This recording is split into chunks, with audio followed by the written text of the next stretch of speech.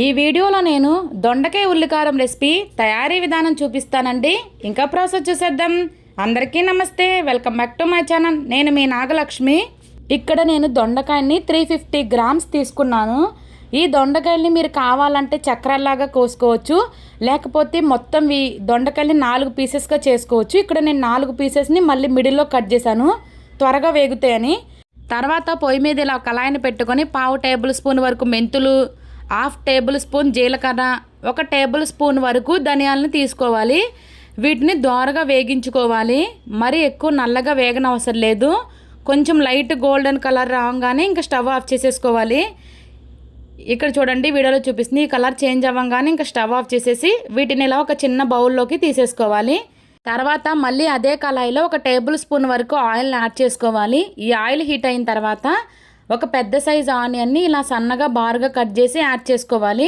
ఇక్కడ నేను తీసుకున్న 350 గ్రామ్స్ దొండకాయలకి ఒక పెద్ద సైజు ఆనియన్ అయితే సరిపోతుంది. ఇంక ఇవి లైట్ గోల్డెన్ కలర్ వచ్చేంత వరకు వేగించుకోవాలి. ఇంక ఇలా వేగిన తర్వాత వీటిని కూడా ఇలా చిన్న బౌల్లోకి తీసేసుకోవాలి. వీటిని పూర్తిగా చల్లారనివ్వాలి. మళ్ళీ అదే కళాయిలో కొంచెం ఆయిల్ని ఎక్కువ యాడ్ చేసుకోవాలి. ఇప్పుడు దొండకాయలు ఫ్రై చేయడానికి ఒక 3 టేబుల్ స్పూన్ వరకు ఆయిల్ని యాడ్ చేసుకోవాలి. ఈ ఆయిల్ హీట్ అయిన తర్వాత దీనిలోకి మనం కట్ చేసి పెట్టిన దొండకాయ ముక్కల్ని యాడ్ చేసుకోవాలి.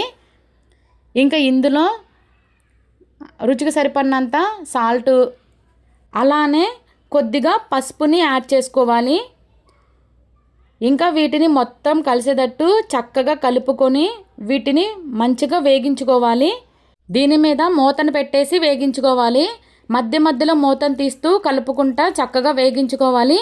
ఈ దొండకాయలు మొత్తం వేగడానికి ఒక 7 to 10 మినిట్స్ పడతాయి. ఇంకా మూతను పెట్టేసి మధ్య మధ్యలో మూతను తీస్తా కలుపుకుంటూ ఉండాలి. ఇంకా ఇవి వేగుతూ ఉంటాయి. ఇప్పుడు మనం ఇందాక డ్రై రోస్ట్ చేసినవి మిక్సీ పట్టుకుందాము. ఫస్ట్ మిక్సీ జార్లో డ్రై రోస్ట్ చేసిన ఈ దినుసుల్ని, అలానే ఒక చిన్న రెబ్బ చింతపండుని యాడ్ చేసుకోవాలి. వీటిని పౌడర్ లాగా మిక్సీ పట్టుకోవాలి. తర్వాత ఇందులో ఒలిచిన వెల్లుల్లి రెబ్బలు ఒక 5 నుండి 6ని యాడ్ చేసుకోవాలి. అలానే ఫ్రై చేసిన ఆనియన్ని యాడ్ చేసుకోవాలి. ఇందులోనే రుచికి సరిపడినంత కారాన్ని యాడ్ చేసుకోవాలి. మీకు కావాలంటే ఈ కారం ప్లేస్లో ఎండుమిర్చిని యాడ్ చేసుకోవాలి. వాటిని ఆనియన్స్తో పాటు ఫ్రై చేసి తీసుకుంటే సరిపోతుంది. ఇంకా వీటన్నిటిని ఈ విధంగా వీడియోలో చూపించినట్టు పేస్ట్ చేసుకోవాలి. ఒక్కసారి ఇక్కడ దొండకాయలు ఉడికినాయో లేదో చెక్ చేసుకుందాము. ఇంకా కొంచెం వేగాలి. ఇక్కడ దొండకాయలు ఎలా ఫ్రై అవ్వాలంటే మనం గెరిటితో ఇలా ప్రెస్ చేయంగానే అవి విరిగిపోవాలి. ఇంకా ఇక్కడ దొండకాయలు 90% ఉడికిపోయినాయి. ఇంకా ఈ స్టేజ్లో మనం మిక్సీ పట్టిన పేస్ట్ని యాడ్ చేసేసుకోవాలి. ఇంకా యాడ్ చేసి దీన్ని చక్కగా కలుపుకోవాలి. మొత్తం కలిసేటట్టు మనం వేసిన పేస్ట్ అనేది ఈ దొండకాయ ముక్కలకి చక్కగా పట్టాలి. ఇంకా ఆ విధంగా కలుపుకున్నాక దీనిలోకి ఒక రెబ్బ కరివేపాకును కూడా యాడ్ చేసుకొని మొత్తం కలిసేటట్టు కలుపుకొని ఇంకా దీని మీద మూతను పెట్టేసి ఒక 3 మినిట్స్ వేగించుకుంటే సరిపోతుంది. ఇంకా 3 మినిట్స్ తర్వాత ఒక్కసారి సాల్ట్ కారం సరిపోయిందో లేదో చెక్ చేసుకోవాలి.